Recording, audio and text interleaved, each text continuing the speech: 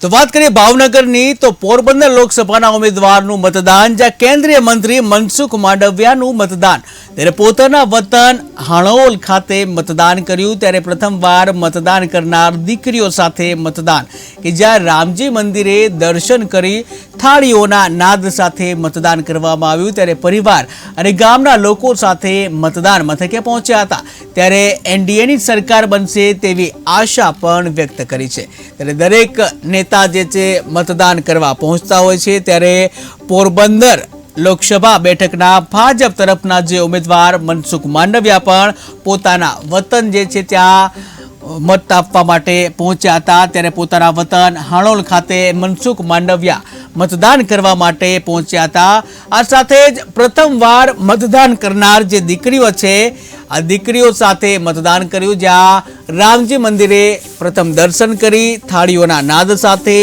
મતદાન કરવામાં આવ્યું છે ત્યારે પરિવાર અને ગામના લોકો સાથે મતદાન મથકે પહોંચ્યા હતા ત્યારે તેઓએ જણાવ્યું કે એનડીએની સરકાર બનશે તેવી આશા પણ વ્યક્ત કરી।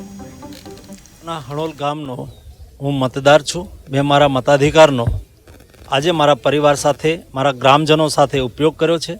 આપ સૌએ જોયું હશે રામજી મંદિરે દર્શન કરીને ગામની પહેલી વખત મતદાન કરી રહેલી દીકરીઓ સાથે અમે લોકોએ શંખ અને ઝાલરના નાદ સાથે સામૂહિક રીતે પદયાત્રા કરીને મતદાન મથક સુધી પહોંચ્યા।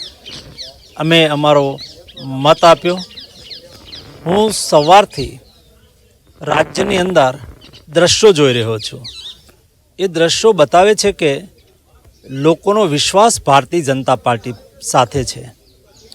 જનતાની શ્રદ્ધા ભારતીય જનતા પાર્ટી પ્રત્યે અને મોદીજી પ્રત્યે છે અને એટલા માટે ભારતીય જનતા પાર્ટીની તરફેણમાં મોટા પ્રમાણમાં મતદાન થઈ રહ્યું છે। ગુજરાતમાં એક સીટ નિર્વિરોધ ભારતીય જનતા પાર્ટી જીતી ચૂકી છે। 25 સીટ પર વોટિંગ છે એટલે કે 26માંથી 26 સીટ ભારતીય જનતા પાર્ટી જીતશે।